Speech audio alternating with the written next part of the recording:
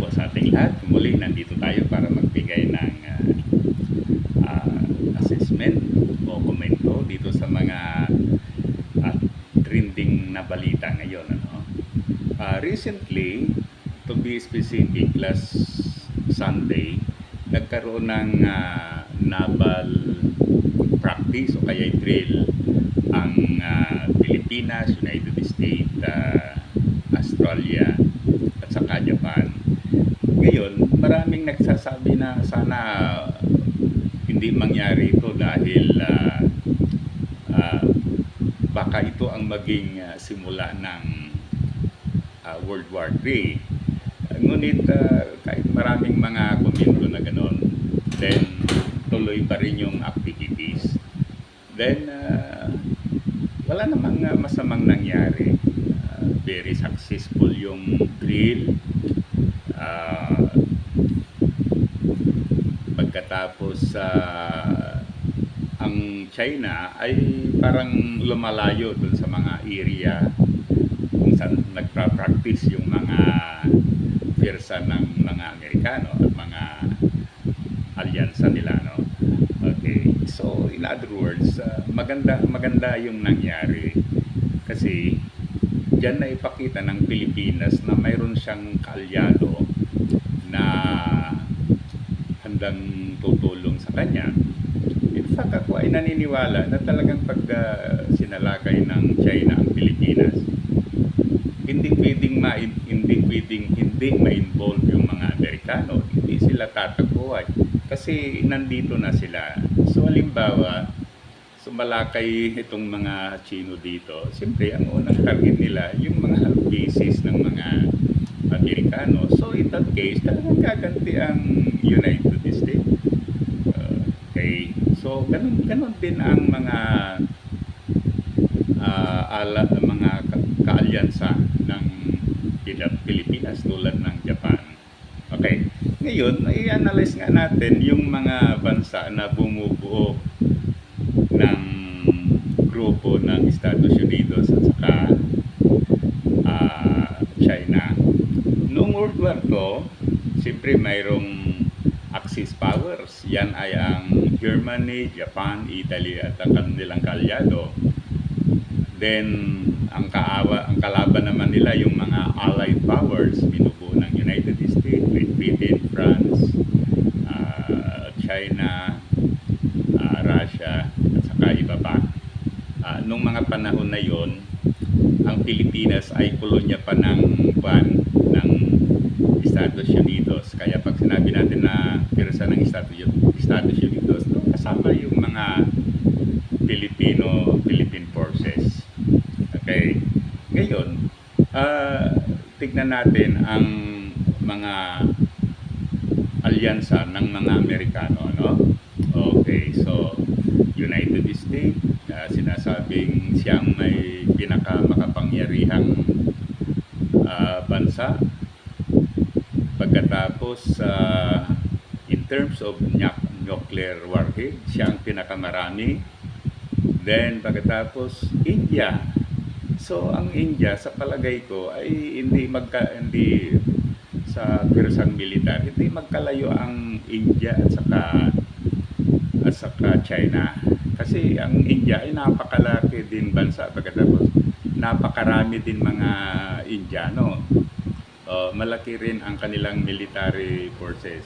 Kaya, so, yan.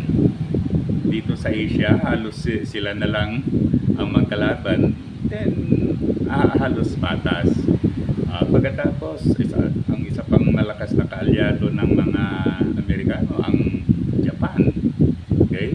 So, advance ang Japan. Bagamat noon, hindi siya nagpapalakas dahil limitado siya. Sinasabi sa kanyang constitution na dapat mag-maintain lang siya ng self-defense forces. Kaya hindi siya nagpapadami ng ngunit sa ngayon, nagpaparami na siya ng persang militar. In fact, ang United States ang siyang nag-i-encourage sa kanya na magpalakas pirsa dahil para mayroon siyang kuwan, kasama pag may mga pag may mga digmaan. Okay? Ayan, pagkatapos Pilipinas, so lumalakas na rin. Pagkatapos Taiwan, ang Taiwan ay isang maliit na bansa, pagkatapos kaunti din ang tao, pero high-tech na rin. In fact, yung kanilang pinaka-produkto, yung microchips, so yan ang ginagamit sa mga modern, paggawa ng modernong armas. Okay? Kaya nga sa palagay ko, gustong-gustong makuha ng China ang Taiwan dahil sa microchip industries nito. Okay? Pagkatapos Australia, malakas din yan. Canada, napakalaking bansa din yan, ano? Bagamat kaunti ang tao. Australia, then siyempre Great Britain at France, at saka kaanib nila yung EU, European Unions. So napakaraming napakaraming bansa na advance. Okay.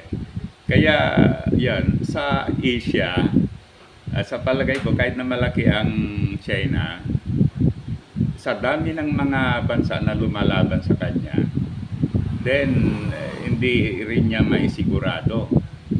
Imagine, nandiyan ang India, nandiyan ang Philippines, nandiyan ang United States. Pag halimbawa, gagamit yan ng nuclear weapon sa Pilipinas o any country, asigurado rin talagang may respect.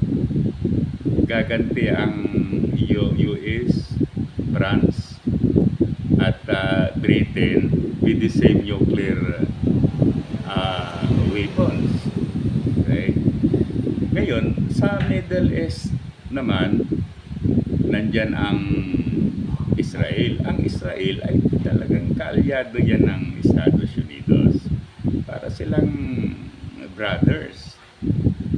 Okay? Kung ang United States at Great Britain ay brothers, parehong English speaking, at saka yung mga original na tao sa US ay galing yan ng England at saka France. So talagang napaka-close yung relationship with these countries, ano? Kaya yun. So going back sa Israel, malakas ito kahit na maliit. Kaya yung mga bansa na pumuporma, halimbawa dyan sa Middle East countries, siguro bahala na dyan Israel, ayos na. With a little, let's say, air at saka naval support from United States, then ma-stabilize niyan, ma-maintain ng mga pirsa ng United States ang superiority. Okay? Ngayon po, tatayo sa Europe, siyempre, ang malakas dyan ay yung ang malakas dyan ay ang Russia. Ngunit, nandyan din ang European Union. Hindi rin manigurado ang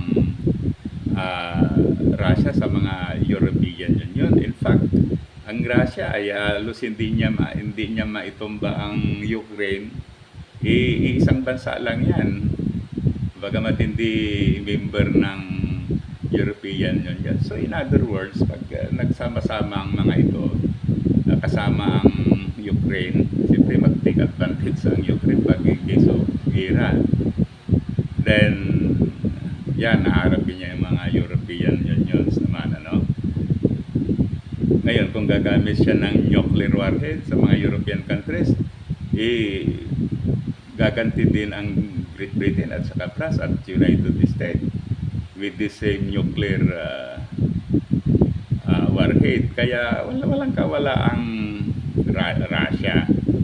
Okay? Ngayon, ang isa pang bansa itong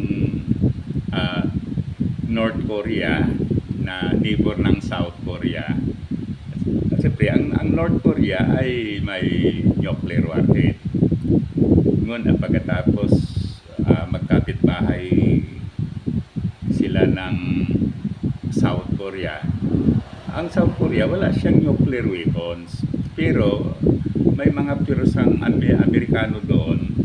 So malamang mayroon silang nuclear weapons. Ngayon, pag atake yung sa palagay ko, halimbawa, walang gamitan ng nuclear weapons.